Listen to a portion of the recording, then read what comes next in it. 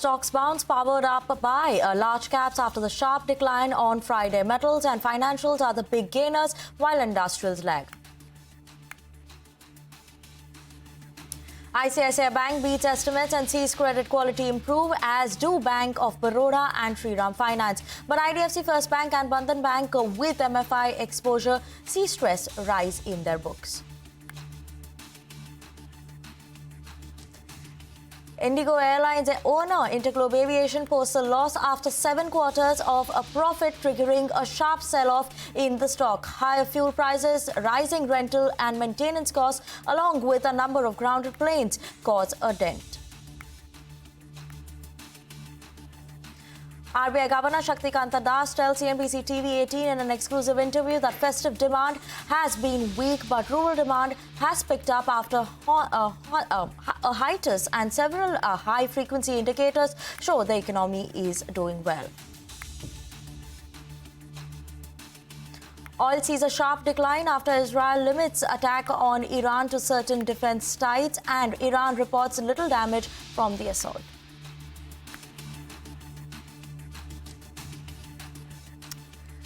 Hello, good afternoon. You're watching Business Lunch on CNBC-TV18 and I'm Vinny Motiwala. Let's take a quick look at what the market is doing, because market has surely bounced back after we'd seen that fall coming in last week. Friday also was a very subdued day for the markets. As of now, Nifty trading with gains of almost 1%, 24,400. Above that mark is what the Nifty is trading at. Sensex too is managing to hold on to decent gains, so yes, keeping an eye on that. Broader markets today are performing in tandem with the benchmark indices. So almost 1% of gain that we're seeing for the mid and small cap as well.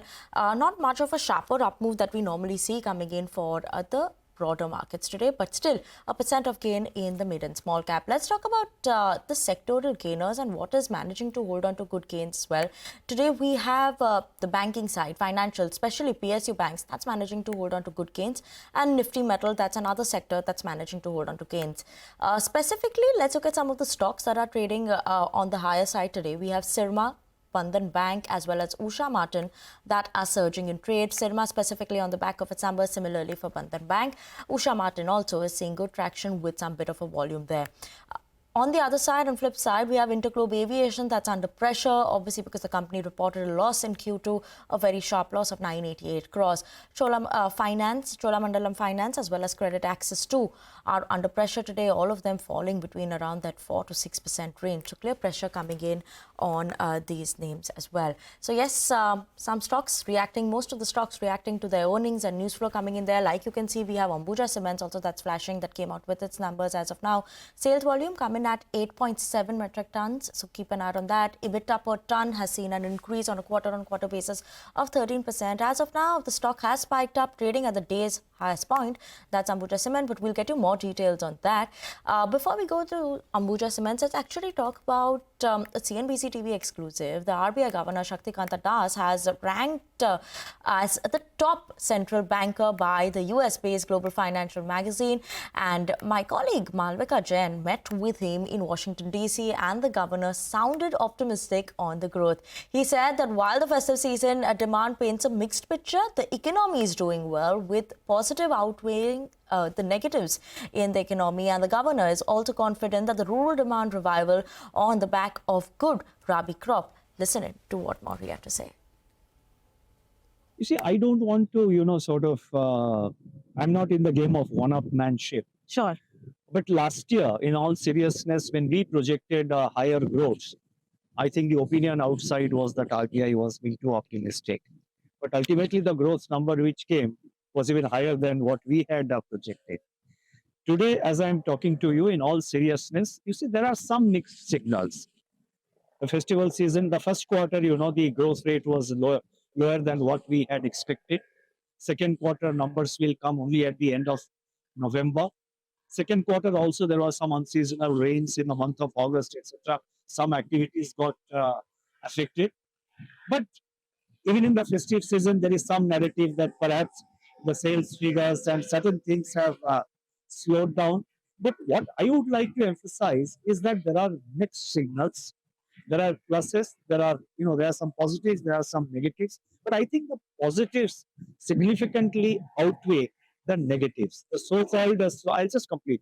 the so-called slowdown in certain areas, that has been significant. That is getting, that is outweighed by the kind of positives that we are getting. And if I can just take half a minute more, you see, agriculture sector is doing exceedingly well this year thanks to a very good monsoon. The expectation on Rabi crop is very good. Rural demand has now revived. That is one area which was languishing for a long time. Even the first quarter GDP number this year at 6.7, which was lower than our estimate of 7.1. Even there, the consumption demand has shown significant revival. I think if I remember correctly, it was about 7.4 or 7.5, something in that region. Another thing that you talked about and is obviously at the top of RBI's agenda is inflation control. You've indicated time and again that until and unless we see inflation in the round over 4% region, a rate cut is completely ruled out. If we continue to see growth, as you are expecting that the momentum will continue, so do we assume that rate cuts would not happen? Inflation management, price stability is our primary responsibility, keeping in mind the objective of growth. At the moment, as we stated in the last monetary policy statement, as I have said, the growth and inflation component of our mandates are well balanced, they are well poised. So therefore, we changed our stance to neutral. Now we have flexibility. We have now flexibility to watch the incoming trends and to sort of assess the evolving outlook and decide on what policy we will take. Now, growth is doing well. You can hear views from the RBI governor on moderating inflation, but the risk around it on the domestic economy doing well and positives significantly outweighing the negatives when it comes to the festive season demand. Catch excerpts from this exclusive interview all day today, only on CNBC TV18. Let's move on to important earnings. ICICI Bank among the top Nifty gainers after Q2 results beat their estimates, with the numbers showing an outstanding performance versus peers. Abhishek is joining in with us to give us the key highlights for ICICI Bank. While ICICI Bank has outperformed its peers, that is the other large private banks, especially on the loan growth, deposit growth, bringing down the gross NPA ratio as well. The gross NPA ratio has come down below 2%, which is the lowest in last 10 years. So what has worked for them is that the asset quality is best in last 10 years. Now gross NPA ratio is below the 2% mark. Net NPA ratio remains steady at 0.42%. Operating efficiency is one of the best that you are seeing in last 7 quarters. Cost to income ratio is now down to 38.6% versus 39.65% in the previous quarter. The annualized slippage ratio is at 15-quarter low, coming in at 1.59% versus 1.93%. You have seen slippages rise for majority of the lenders on a sequential basis, but for ICICI Bank, it's improved. Quarterly subsidiaries PAT is at all-time high of more than 2,600 crore. This is led by ICICI Securities Primary, which has reported massive rise in profitability on a sequential basis. What has not worked in the result is that the net interest margin is at 9-quarter low. Domestic net interest margin is at 9-quarter low. Now, loan growth, although being healthy at 15% YOY, but the standard that ICICI Bank has set, this is at 14-quarter low. Write-off has remained elevated at more than 3,300 crore, which is perhaps the highest that you are seeing in last 11 quarters. Both their NI and PAT is a beat on our poll. Back to you. Thanks so much for that. But let's move on. And Shriram Finance is buzzing in trade too after reporting its Q2 numbers. Company witnessed improvement in net interest margins and asset quality. Earlier, we spoke to Umesh Revankar, Executive Vice Chairman at Shriram Finance, and he spoke about how he sees further improvement in asset quality. Listen in. For next 6 months, the semi-urban and rural to have a better, stronger demand. We feel that there will be further improvement in our credit cost. We always have guided around 2. We should be able to maintain the current level or a little below that. And if you look at our gross stage 3, that also has been coming down, both gross and net, from 5.39 to 5.32. There is a scope for further improvement, and we'll definitely work on it. If you look at the regulatory actions or their suggestions, have been always been trying to curtail consumption loans, and we have not been very aggressive on the consumption loan, like a personal loan where the end use of the application of money is unknown. That has been very small portion of our lending.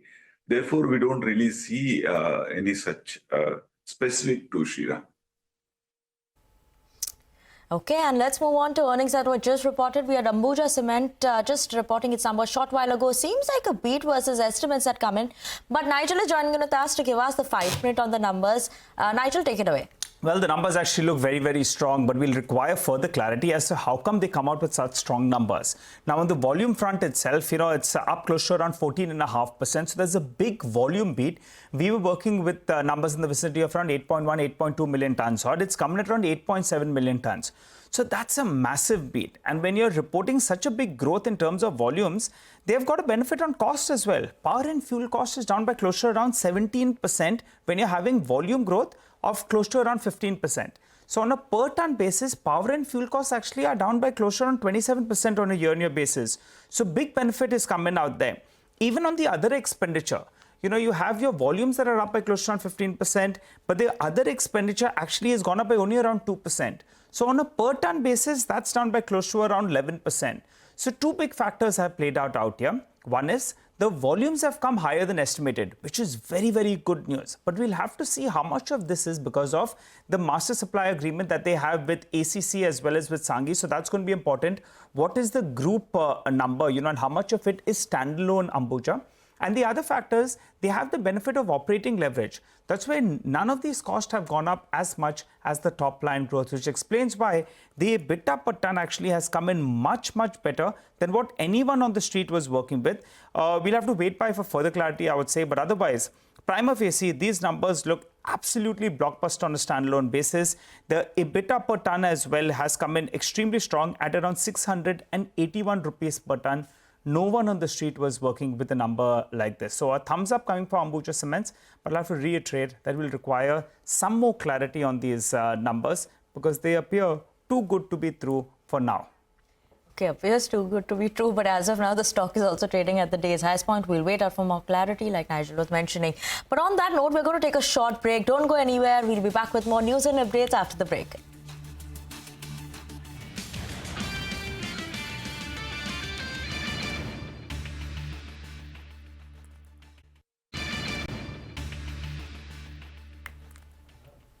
Welcome back. You're watching Business Lunch on CNBC-TV18. Let's move on. And ahead of the Vistara merger, Air India has finalized a revised policy for cabin crew members, wherein the crew will have to share rooms during layovers, except for cabin executives and those operating ultra-long-haul flights.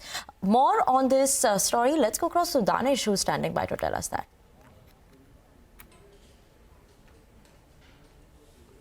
Well, the All India Cabin Crew Association, or the AICCA, has written a letter to the Chief Labour Commissioner on Air India's proposal of sharing of rooms of cabin crew. Well, as per Air India's proposal, which is supposed to come into effect from 1st December, there will be certain cabin crew members that are supposed to share rooms, apart from those that are on ultra long haul operations. Besides this, the AICCA has said that this proposal is in violation of the status quo, and the matter is pending at the National Industrial Tribunal right now. And this is also in violation of the previous judgments of the Bombay High Court and the Supreme Court. The association has also highlighted its dissatisfaction, calling this as a unilateral proposal which is illegal and bad in law on multiple fronts. The association also said that the step taken by Air India is in violation of the global aviation regulatory norms by the FAA, the ICAO, the EASA and the IATA and DGCA as well. Well, the association has said that since this violation is coming at that time when the matter is pending in front of the Supreme Court, and hence this is clearly a breach of the safety norms which can add a lot of fatigue through room sharing. The association highlighted that to make a crew member share a room on flights just prior to their next operating flight would cause havoc on the mismatched rest periods, and this will result in a fatigue crew. And hence ICA has said that it is confident that the Labour Commission will stall this move of cabin crew room sharing and will make Air India revisit this decision. Okay, Danish, thank you so much for that. But let's move on, and moving on to some news on Ola Electric. We understand that the Department of Consumer Affairs is now examining responses filed by electric two-wheeler maker to the CCPA's show cause notice that was filed. Now, Abhimanyu is joining in with us to give us details on that. Abhimanyu?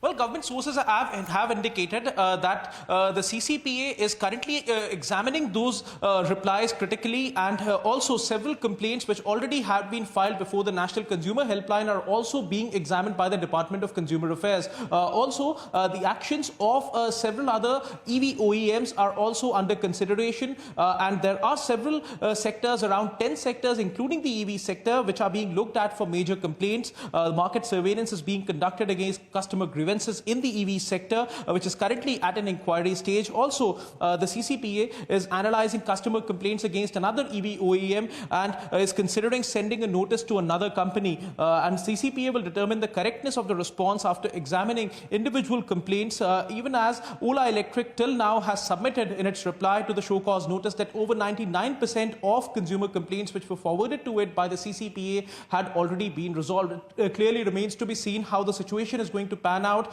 whether there is going to be any further action initiated by the Department of Consumer Affairs against another EV OEM, and what exactly is going to be their stand as far as the reply filed by Ola Electric is concerned.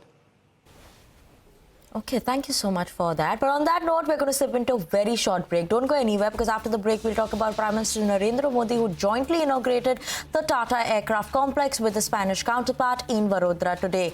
We get you more on that after this break.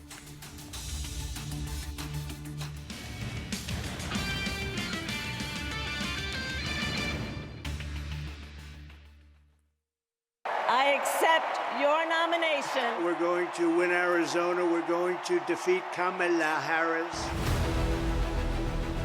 It's the election verdict the world is watching. Will Donald Trump reclaim the White House and become the oldest president to be sworn in?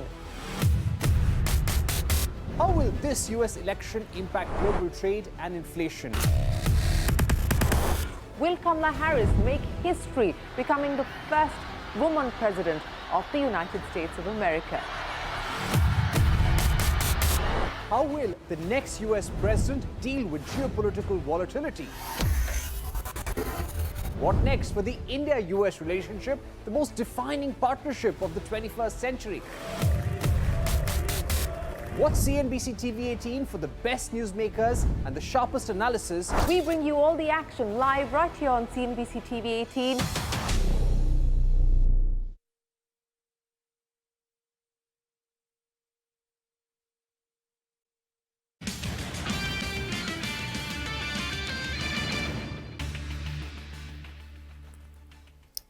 Thanks for staying tuned into Business Lunch on CNBC TV18. Let's move on, and moving on to some national news updates. Prime Minister Narendra Modi jointly inaugurated the Tata Aircraft Complex with the Spanish counterpart Pedro Sanchez in Vadodara today. The plant that was set up by the Tata Advanced Systems in collaboration with Airbus Spain was originally conceived by the late Ratan Tata. The complex will be used for manufacturing of a C-295 aircraft, and the first aircraft from the plant will be manufactured by 2026, says the Spain's Prime Minister. Tata Sons' recently appointed chairman Noel Tata was also present at the inaugural ceremony. And let's move on. Some news from the political side. The BJP has released its second list for the Maharashtra Assembly elections. With this, the BJP has named candidates for 121 seats in total, following its initial list of 99. The Mahayuti alliance, which includes BJP, Shiv Sena, Eknath Shinde faction and Ajit Pawar-led NCP, has yet to finalize the seat-sharing details. Let's go across to Santhya, who's joining in with us with more details. See, both the alliances in Maharashtra are yet to finalize candidates on all 288 seats. Talking about the ruling Mahayuti alliance, they are yet to decide candidates on 64 seats, and the Mahavikas Aghadi alliance is yet to decide candidates on 55 seats. See, this was bound to happen considering the nature of these alliances, and we saw a prequel of all this during Lok Sabha when these alliances faced difficulty in sharing the seats during the seat sharing formula because of their similar interest and political ambitions, and also the contradictory conflicting ideology they belong to. Now, let's also talk about the important seats to watch. I'll start with Baramati. Baramati, once again, is going to witness a Pawar versus Pawar battle. Once again, a family battle. During Lok Sabha, we saw Supriya Sule versus Sunetra Pawar. And this time, Ajit Pawar, once again, is contesting from his traditional seat of Baramati and is going to fight against his nephew, Yugendra Pawar, who is contesting on a NCP SP ticket. Other than this, let's talk about Mumbai. In Mumbai, Wali is going to be an interesting seat. Aditya Thackeray is contesting from his traditional seat, and he is going to fight against Milind Devra, who is this time contesting state elections, and that too on a Shiv Sena, Shinde Sena ticket. Other than this, Nawab Malik's daughter, Sana Malik, she is also going to make her political debut from Anushakti Nagar. She will be facing Fahad Ahmed, who he actually is from Samajwadi Party, but he is contesting on a NCP SP ticket. Fahad Ahmed started his career around 6 years ago as a student leader, but he has now rose through the ranks. Other than this, Amit Thackeray, son of Raj Thackeray, is also making his debut from Mahim, so another interesting seat to watch. Other than this, Jishan Siddiqui, son of late Baba Siddiqui, who recently was murdered in Mumbai, is contesting from Bandra East, and he is going to face Uddhav Thackeray Sena's Varun Sardesai. So these are some of the interesting seats, and the list will increase as both the alliances will release the names of remaining candidates. Thank you so much for that update there. But that's all the time we have on this edition of Business Lunch. Thank you so much for tuning in, and Midcap Radar up next.